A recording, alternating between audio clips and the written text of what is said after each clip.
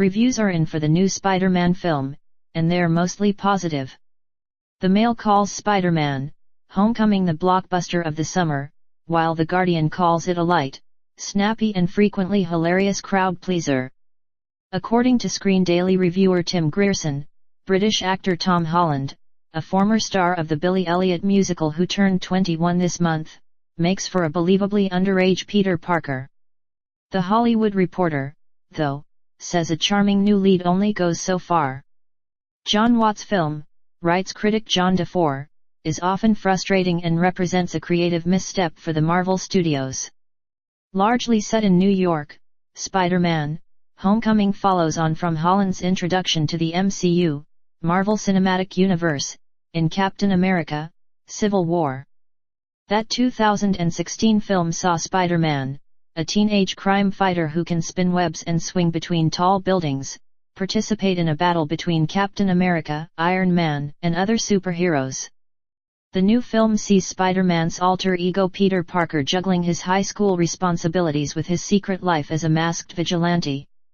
It is not long before he encounters Adrian Toomes, a villainous arms dealer who has his own alter ego in the form of wing-sporting marauder Vulture. Previous versions of the Spider-Man franchise featured Tobey Maguire and Andrew Garfield in the title role. According to Digital Spy, Spider-Man: Homecoming's biggest achievement is that it makes you forget it's the third different Spider-Man, and second reboot, in less than 20 years. There's a spontaneous charge to the film, a euphoric innocence, that makes it a much-needed antidote to stale franchise formula, raves Rolling Stone's Peter Travers.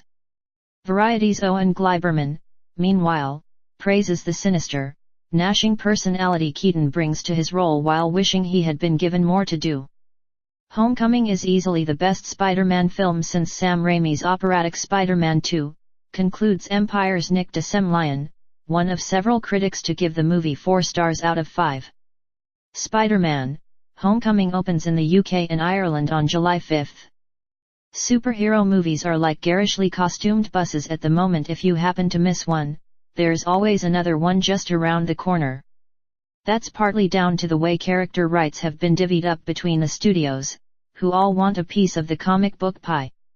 Spider-Man is a case in point. He was created in 1962 by Marvel, now a subsidiary of Disney, but he's effectively owned by Sony, who have made 5 Spider-Man films since 2002.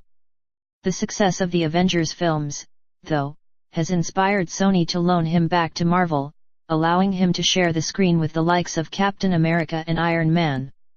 It's a strategy that reaps dividends in Spider-Man: Homecoming, which features Robert Downey Jr.'s Iron Man in a supporting role and humorous cameos from Chris Evans' Captain America.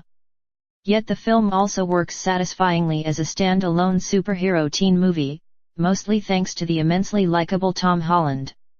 The young British actor, not to be confused with Rev's Tom Hollander, has a pleasing boyishness and excellent comic timing in a film that is laugh-out-loud funny when it's not noisily thrilling. Michael Keaton is also good value in a villainous role that ingeniously plays on his work in both 1989's Batman and the Oscar-winning Birdman. There is an unexpected moment midway through Spider-Man: Homecoming that had last night's press audience at the Odeon Leicester Square in London bursting into spontaneous applause. The film is not without faults and is at least 20 minutes too long given how familiar the genre has become, though, it speaks volumes that the film still has the element of surprise.